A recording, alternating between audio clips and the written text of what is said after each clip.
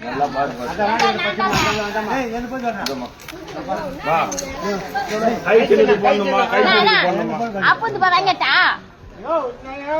யாரு வாங்க அது மட்டும் சொல்லி இதான் இருக்கிறது கலங்கன்னு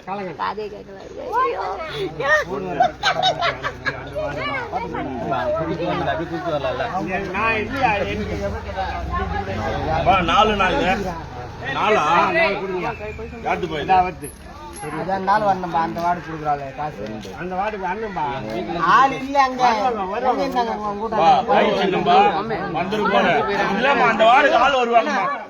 என்னது போடு என்ன போடு என்னது போறது